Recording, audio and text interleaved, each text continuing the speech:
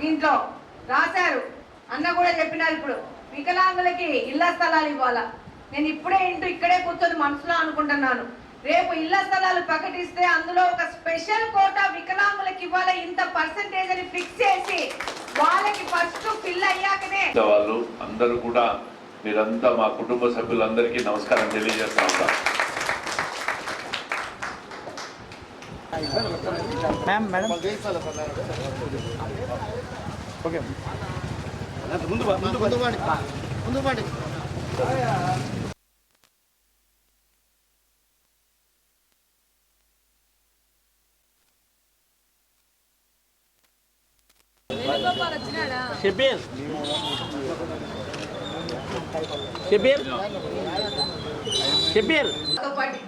కాబట్టి నాకు తెలుసు డెఫినెట్ గా ప్రభుత్వము ఒక స్పెషల్ ఇంట్రెస్ట్ తో పనిచేయాల్సిన అవసరం విధంగా పనిచేయడం జరుగుతుంది.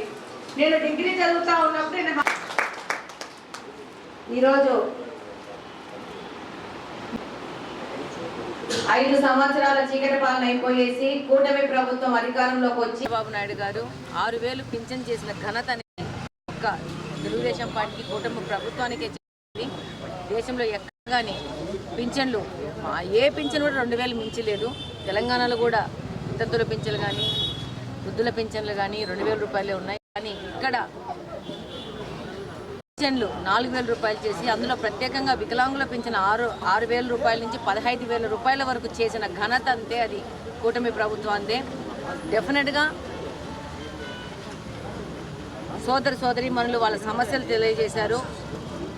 వాటిని తప్పకుండా అధిక ప్రాధాన్యతతో ప్రభుత్వ దృష్టికి తీసుకుపోవడం జరుగుతుంది. అలాగనే వాళ్ళ ఇంటి స్థలాల గురించి అడిగినారు.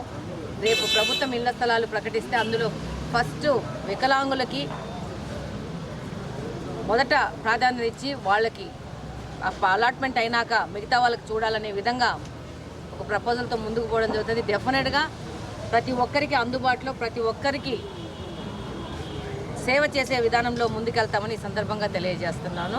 అందులో పార్టీ అధ్యక్షులు శ్రీనివాస్ రెడ్డి గారి యొక్క సహకారంతో ముందుకెళ్లడం జరుగుతుంది. డెఫినెట్గా కడప నియోజకవర్గ అభివృద్ధిలో ముఖ్య ప్రాముఖ్యత పెట్టుకొని ముందుకెళ్ళడం జరుగుతుంది. అలాగనే శ్రీనివాస్ రెడ్డి గారు కూడా కడప మొత్తం జిల్లాను ప్రాతిపదికగా తీసుకొని డెవలప్మెంట్లో భాగంగా ఆయన ముందుకెళ్తూ ఉన్నారు.